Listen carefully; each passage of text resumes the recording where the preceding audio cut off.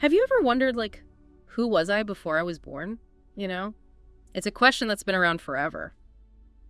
Today, we're going to dive deep into that question, but through the lens of Buddhism. We'll be checking out this YouTube video from the Buddhism podcast. It's called, Who Were You Before You Were Born? Buddhism explains. It's a pretty huge question, right? And I think Buddhism offers a perspective that's both fascinating and, it really gets you thinking. Yeah, so, a lot of other traditions and religions and things, they have, like, a creator god, or they'll focus on ancestral spirits, but Buddhism takes a different approach, doesn't it? That's right. The Buddha, he wasn't, obsessed with finding out the ultimate beginning of existence. Instead, he kind of saw that question as a distraction from the real issue. Understanding the nature of suffering and the path to liberation. Yeah, it's like, who cares where the universe came from if you're stuck in traffic and late for work, right? Yeah. But okay, if not a creator or ancestral spirits, then what does Buddhism say about who we were before we were born? Well, the concept of past lives is totally central to Buddhist thought. The Buddha himself, he claimed to have access to memories of his previous lives. Hold on, wait, so he could actually remember past lives? Like, for real, in detail? Yeah. Upon his enlightenment, the Buddha could remember tons of past lives super vividly. And it's important to note these memories, they weren't just random flashbacks. They actually revealed a crucial insight that the cycle of birth, death, and rebirth is directly linked to our experience of suffering. So understanding our past lives is somehow connected to ending suffering. Okay, I'm intrigued. But is this just an ancient story, or is there anything to back up this idea of past lives? There's been actually quite a bit of research done on this. Yeah. Especially the work of Dr. Ian Stevenson and Dr. Jim Tucker at the University of Virginia. They literally spent decades documenting over 2,500 cases of children who spontaneously remember past lives. Wait, children remembering past lives, are we talking vague feelings, or are these kids actually giving details, stuff they couldn't have known otherwise? A lot of these kids give really specific details about their supposed past lives, like names, places, even how they died. And researchers, they've been able to verify this stuff. Wow, okay. Do you have a particularly compelling example, one that really stands out? One of the most famous cases is Shanti Devi from India. She was able to accurately describe details of a life in a town she had never been to. She talked about her past husband, how she died, and she even recognized people from her previous life when she met them. That's pretty mind-blowing. I mean, if a child can provide that level of detail about a life they supposedly lived before, it definitely makes you question our conventional understanding of memory and consciousness. Absolutely. And it's not just these dramatic cases with kids. The video also mentions how adults experience things like deja vu, unexplained phobias, or even strong attractions to certain cultures. All potential echoes of past lives, Okay, so let's say, just for the sake of argument, we entertain the possibility of past lives. The question then becomes, how does something of us carry over from one life to the next? Does Buddhism believe in a soul? What's the deal there? That's where the concept of the mind stream comes in. It's this continuous flow of consciousness that's constantly changing, but still maintains a sense of continuity. So it's kind of like a river. The water flowing past a point is always changing, but it's still the same river. Exactly. But here's where it gets a bit paradoxical. Buddhism also teaches that there's no permanent, unchanging self or soul. Wait, so if there's no soul, what exactly is being reborn? That seems like a pretty big contradiction. It's not really a thing that's reborn, but more like a pattern, a continuity of causes and effects. Think of it like a fire. Okay, I'm not sure I follow. How is consciousness like a fire? Well, imagine a candle flame. You can light one candle from another candle. The flame itself isn't exactly the same, but it's not totally different either. Right. There's a causal connection there. Similarly, the mind stream in one life creates the conditions for the mind stream in the next. It's not a soul transferring, but a pattern of energy shaped by karma continuing to unfold. That makes sense. But I have to admit, this whole no-self idea is tough to wrap my head around. I mean, we experience ourselves as this continuous me with this solid identity. How can there be no self if we're experiencing ourselves all the time? That's a great question. And it really gets to the heart of Buddhist philosophy. It's not that our experiences aren't real, but rather that there's no fixed, unchanging entity behind them. What continues is a process, not a thing. So we're more like a constantly evolving process rather than this fixed, unchanging being. Exactly. And this understanding, once you really get it, has huge implications for how we view suffering, compassion, and even the possibility of freedom from suffering. Okay, I'm starting to see how this all fits together, but I have to ask, what happens to this mind stream when we die? According to Buddhism, The physical body dissolves, but the mind stream doesn't just disappear. The quality of our last thoughts before death, they help to shape what comes next. It's kind of like a final push that directs the flow of the river. So our final thoughts actually matter, like they have some kind of impact on what happens next. Yes, they create a certain momentum that influences the direction of the mind stream as it transitions to a new life. Tibetan Buddhism even describes a transitional state after death called the bardo. It's like a dreamlike realm where consciousness exists before taking rebirth. Whoa, a dreamlike realm. That sounds pretty intense. But what determines where and how we're reborn? Is it random, or is there some kind of system at play? This is where the concept of karma comes in. Karma. Okay, before we get into that, I have a confession. I always thought of karma as this cosmic scorecard keeping track of good deeds and bad deeds. Is that accurate? Not quite. It's a lot more nuanced than that. Karma basically just means action.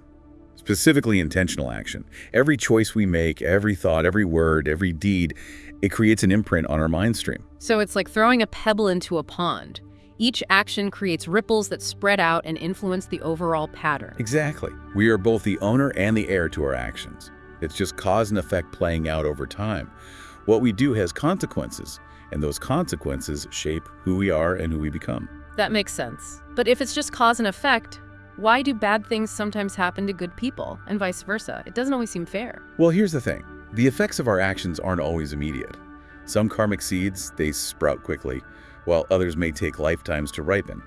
This is known as vibhaka karma. So the consequences of our actions can actually manifest in future lives? That explains a lot. But does that mean we're just puppets of fate, bound by our past actions? Is there any free will? Not at all. And this is a really crucial point. Karma is not deterministic. We always have the ability to make new choices and change our karmic trajectory. So it's not about being trapped by our past, but understanding how our actions create ripples that influence the future. This is getting deep. But before we go any further, I really need to understand this no-self idea better. It's just so counterintuitive. All right, let's try another analogy. Imagine you're holding a fistful of sand. You've got all these individual grains, but they're forming a temporary shape, a labeled entity. But then you open your hand and it all flows back together. Where's the fistful then? Interesting. So you're saying our sense of self is like that fistful of sand, a temporary formation, a collection given a label, but not actually an independent or permanent entity. Precisely. This no-self concept is called anatta in Buddhism, and it's often misunderstood. It's Right. not saying that our experiences aren't real, but rather that there's no fixed, unchanging entity behind them. What continues is a process, not a thing. So it's like saying that while there's no permanent me that exists independently, there's still a flow of experience, a process of becoming that's constantly evolving. You got it. It's a shift from seeing ourselves as static beings to recognizing ourselves as a dynamic process, a flow of thoughts, emotions, and experiences that are interconnected with everything else. Okay, that's starting to make more sense. But if there's no permanent self, how does that relate to the mind stream in rebirth? What exactly is continuing from one life to the next if there's no self? Think of it like this, or me, it's really just a collection of constantly changing physical and mental processes. Buddhism calls these the 5 aggregates: form, feelings, perceptions, mental formations, and consciousness. Okay, 5 aggregates, got it. But how does that explain rebirth if there's no permanent self holding it all together? Imagine a chariot. Is there one single part that is the chariot? The wheels, the axle, the seat, they're all parts, but none of them alone are the whole. The chariot exists as a designated entity made up of these interconnected parts. So you're saying that, like, the chariot, our sense of self is a designated entity made up of interconnected parts, these 5 aggregates that are constantly changing and interacting. Exactly. There's no separate self that owns or controls these aggregates. They just arise and pass away in a continuous flow, shaped by causes and conditions, including the karmic imprints we've accumulated over countless lifetimes. Okay, this is definitely a different way of looking at things, but I have to ask, how does this Buddhist understanding of rebirth align with what we know about the brain and consciousness from a scientific perspective?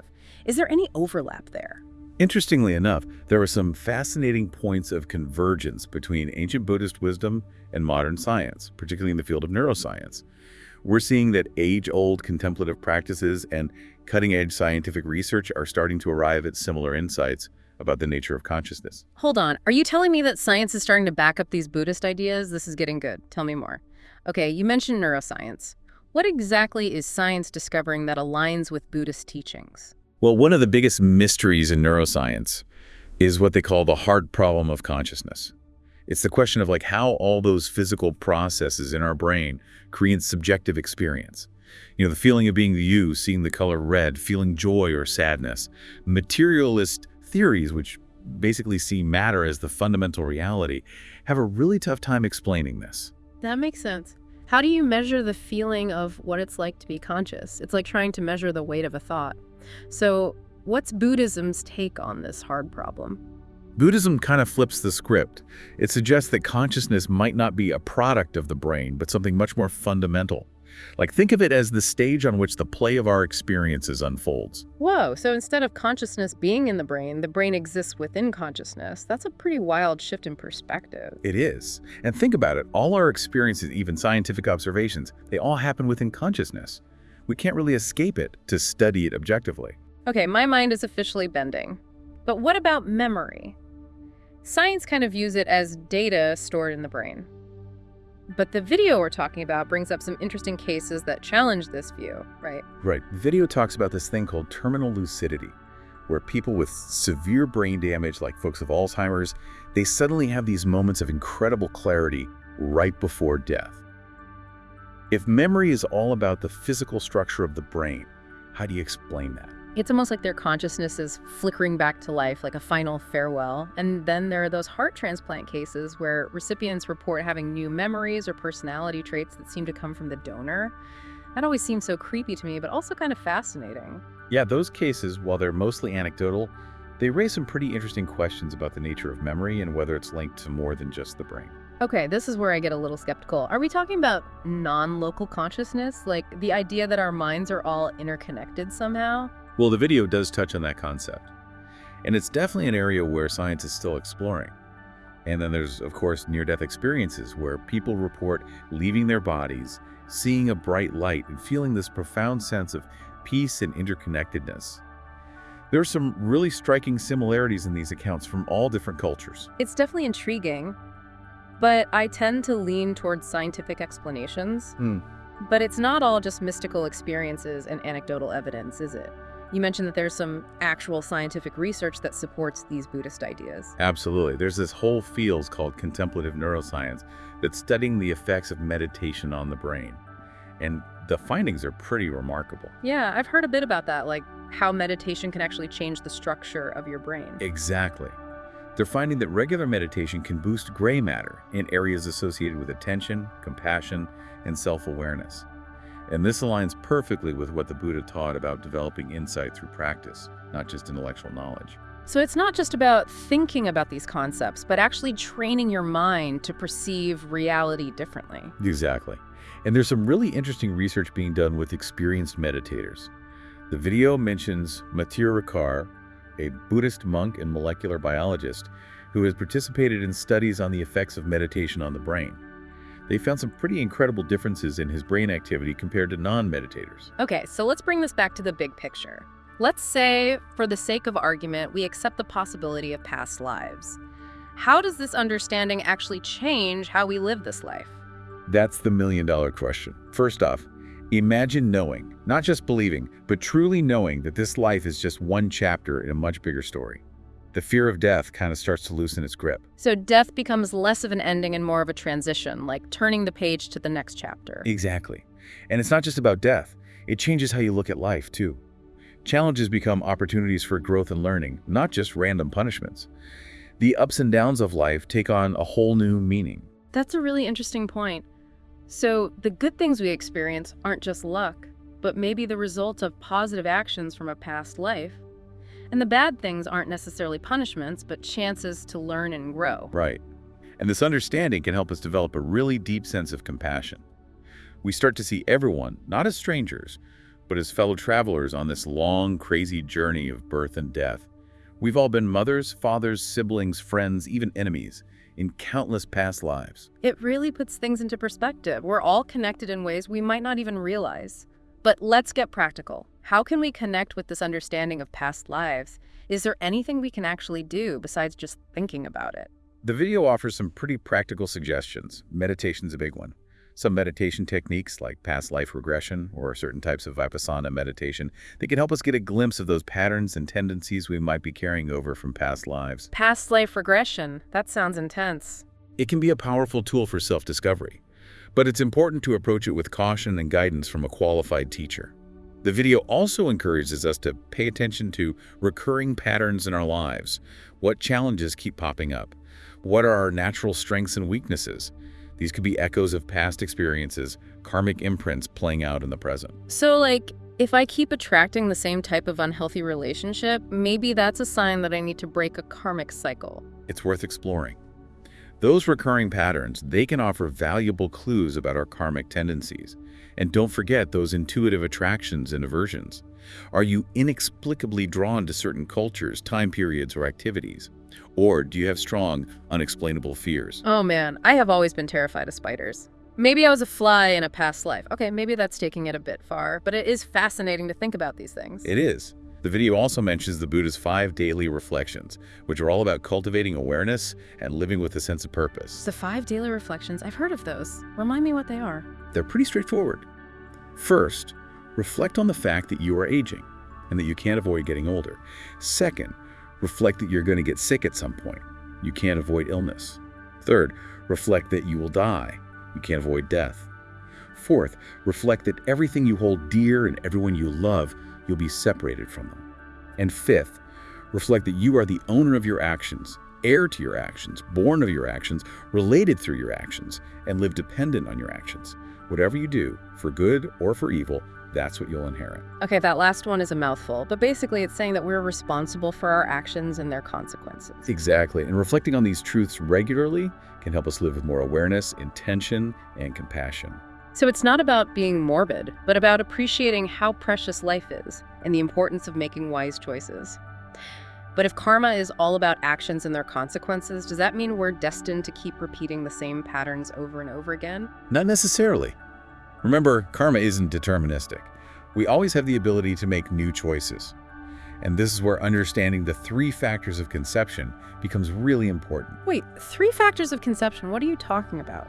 Buddhism teaches that for conception to happen, 3 things need to be present. First, there needs to be the union of the parents. That's pretty straightforward. Second, the mother needs to be fertile. Again, pretty basic. But the third factor is a bit more subtle. It's the presence of a gandhava. A gandhava? What in the world is a gandhava? It's basically a being seeking rebirth. A stream of consciousness carrying the karmic imprints of past lives, ready to enter a new womb. So it's not a soul in the traditional sense, but a stream of consciousness carrying karmic information. Exactly. And according to Buddhism, this gandhava is drawn to a specific family and set of circumstances based on their past karmic tendencies. It's a karmic resonance. The qualities we cultivate, like generosity, kindness, wisdom, or the negative qualities we indulge in, like greed, cruelty, ignorance, they create an affinity for certain conditions. So, if someone is born into difficult circumstances, it's not just random bad luck. It's the unfolding of past actions. That's part of it. But remember, karma isn't about blame or punishment. It's about understanding the interconnectedness of actions and their consequences. And, importantly, we always have the capacity to make new choices and change our karmic trajectory. Okay, that's actually pretty empowering. It means we're not just victims of our past. We have the ability to shape our future. But how do we actually do that? How do we make choices that create positive karma? That's where understanding the nature of our actions becomes so crucial. The Buddha taught that karma is created through intention. It's not just what we do, but the motivation behind it that matters. So if I do something nice for someone, but I'm really just doing it to get something in return, that's not really creating positive karma. Well, it might create some positive karma, but it's also mixed with that self-serving intention. The purest form of positive karma comes from actions that are motivated by kindness, compassion, and a genuine desire to benefit others. That makes sense. But honestly, it can be really hard to always act from those pure motivations. We're human, and sometimes we're driven by, well, let's just say less than noble intentions. Absolutely. And that's why it's so important to cultivate mindfulness and awareness of our motivations. The more aware we are of the intentions behind our actions, the more we can choose to act in ways that create positive karma and lead to greater happiness and well-being. So it's about becoming more conscious of our choices and making an effort to align them with our deepest values. That sounds like a lifelong practice. It is. And the beautiful thing is that even small actions done with intention can have a huge impact on our karmic trajectory. Okay, I'm really starting to see how this all comes together. The idea that we're not just these isolated individuals, but part of this larger web of cause and effect that extends across lifetimes. It's both humbling and empowering. Humbling because it reminds us that we're not totally in control, but empowering because it means we have the capacity to create positive change, not just for ourselves, but for the whole world. You got it. And that's really the essence of Buddhist teachings on karma and rebirth. It's not about getting caught up in the details of past lives or trying to predict the future. It's about understanding the power of our choices in this very moment and using that understanding to live more skillfully, compassionately, and wisely. This has been an amazing deep dive. We've explored these ancient Buddhist teachings, modern scientific research, and some really mind-bending concepts. I have to admit, I started this with a pretty healthy dose of skepticism, but I'm ending this with a whole new perspective on life, death, and everything in between. It's been a pleasure exploring these ideas with you, and I hope everyone listening is feeling that same sense of wonder and possibility. I'm sure they are. So before we wrap up, is there anything else from the video that you think is important to mention? Any final thoughts for our listeners? The video ends on this really powerful note about the ripple effect of our actions. Even small acts of kindness or patience or understanding, they can have a really huge impact. It's like that butterfly effect thing, right? Like our choices, even the tiny ones, can create these waves of positive change that spread way beyond ourselves. Exactly. And that brings us right back to the idea of karma. It's not like there's some cosmic scorekeeper up there doling out rewards and punishments. It's more about understanding that our actions have consequences, both for ourselves and others. We're all connected in this big web of cause and effect, and each choice we make contributes to the overall tapestry of life, That's a really beautiful way to put it. So it's not just about trying to rack up good karma points to ensure a favorable rebirth. It's more about recognizing that everything's interconnected and acting in a way that creates a more positive and harmonious world for everyone. You got it. And the cool thing is that even little actions, when done with intention and awareness, can make a difference. It's not about suddenly becoming a saint. It's about making an effort to cultivate positive qualities like kindness, compassion, and generosity in our everyday lives. So it's about making those small daily choices with a little more awareness and intention, like choosing to smile at a stranger, holding the door open for someone, or just listening with an open heart when someone needs to talk. Those little things can actually ripple outwards and have an impact beyond that moment. Absolutely. And the more we practice being mindful like that, the more it just becomes a natural part of who we are. It's like working out a muscle. The more you use it, the stronger it gets. I love that analogy. It takes the pressure off of having to be perfect all the time. It's more about progress, not perfection. Exactly. And, the video also makes a point of saying it's not just about focusing on external actions, it's about working on those inner qualities too. Things like patience, forgiveness, gratitude. Right, because it's our internal state that really drives our actions. If we're always stressed, angry, or resentful, those emotions are going to leak out into how we interact with other people. Precisely. So it's about cultivating a more peaceful and harmonious space within ourselves. And that naturally leads to more positive and beneficial actions. Okay, I gotta admit, this whole conversation has really shifted my perspective. I thought this deep dive would be all about past lives and reincarnation. But it's so much more than that. It is. It's about the nature of consciousness, the power of karma, the interconnectedness of everything. And it's given me a whole new way of thinking about the power of my own choices, not just in this life, but maybe across lifetimes. That's awesome. And, the video ends with a really interesting question. Yeah. It asks, if you were to accept the possibility of past lives, how would it change the way you live this one? Whoa, that really makes you stop and think. I mean, if I really believed that what I do in this life has consequences that extend beyond my current existence, it would definitely change how I make decisions. Right. It would encourage you to live with more intention, knowing that every thought, every word, every action is planting a seed that's going to grow into something. It would also make me way more compassionate towards others, knowing that we're all in this together, messing up and learning and growing over who knows how many lifetimes. Exactly. And it would probably make you appreciate this present moment more, knowing it's not just a fleeting blip in time, but a crucial part of a much bigger and more meaningful journey. Wow, just thinking about that, I already feel my perspective shifting. It's like a whole new level of awareness is opening up. And that's the power of these teachings. They help us to see ourselves and the world in a new way, to recognize how interconnected everything is, and to live with more purpose, more compassion, and more wisdom. This deep dive has been incredible. We've really just scratched the surface of these teachings, but what I've learned already has had a huge impact on me. It's been so great exploring these ideas with you. And for those listening, I encourage you to keep exploring Buddhist thought on your own. There's so much wisdom to discover. I couldn't agree more. So for those of you listening, if you're feeling a little overwhelmed by all this talk of karma, rebirth, and no self, don't worry. It's okay to take it slow. Yeah, these are big ideas. People have been thinking about this stuff for centuries. Hmm. Don't feel like you have to have all the answers right away. It's a journey, and the best way to approach it is with curiosity and an open mind. And remember, the important thing isn't memorizing a bunch of terms or understanding every tiny detail of Buddhist philosophy. It's about using these teachings to make your own life more peaceful, happier, and more meaningful. Exactly. So here's a challenge. As you go about your day, try to be more mindful of the choices you make. Notice your intentions. Ask yourself, is this coming from kindness, compassion? Am I doing this because I truly want to benefit myself or others? See what happens. You might be surprised by the subtle shifts you notice in your own experience. And remember, even little acts of kindness can create ripples that spread far and wide.